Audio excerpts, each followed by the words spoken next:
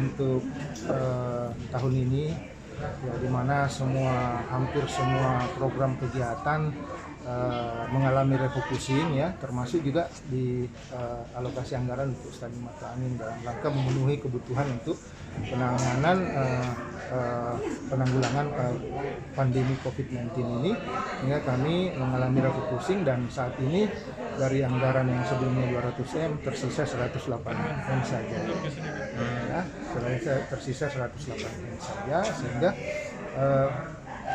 kita optimis bahwa ketika kita akan memulai program pembangunan fisik untuk alokasi anggaran yang tersedia tahun ini, dengan sisa waktu yang ada kita optimis bisa menyerap secara keseluruhan alokasi anggaran yang ada hingga akhir tahun anggaran. Jadi kita tetap optimis untuk itu, karena penyusunan AMDAL juga sudah mau selesai, karena sejak bulan April mereka bekerja.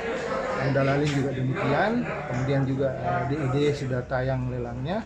Setelah keluar nanti mudah-mudahan bisa secepatnya sudah mulai peletakan batu pertama untuk melakukan mulainya. Tapi pembangunan yang tahun ini tidak ada. Memang 3 tahap. Pak Gubernur memang sudah menekankan bahwa pembangunan ini dibagi atas 3 tahun anggaran, 3 tahap pembangunan. Jadi tahap 1 ini mungkin di konstruksi awal yang kita bangun disesuaikan dengan alokasi anggaran yang tersedia tahun ini.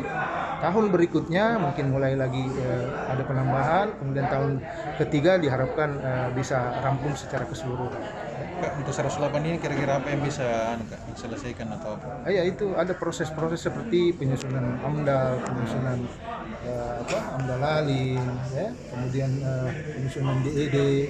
DED ini dibutuhkan karena kita akan membangun secara bertahap dan kita harapkan untuk tahun ini konstruksi yang kita siapkan 75 miliar itu mungkin bisa dasar dari rehabilitasi berat selanjutnya itu sudah hadir di ini. Jadi itikat baik pemerintah itu sudah nampak dari awal pengalokasian anggaran yang tersedia untuk tahun ini.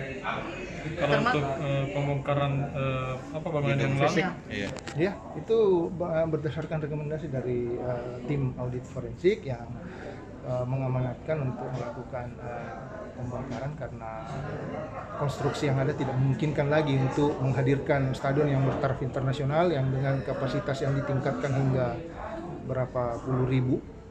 Itu tidak memungkinkan dengan konstruksi yang ada. kapan dimulai Pak pembongkaran? Itu kita lelang dulu dan didahului dengan taksasi dari instansi teknis, dan kami sudah mengusulkan sesungguhnya ke Dinas PUPR untuk melakukan taksasi terhadap konstruksi Matuang ini.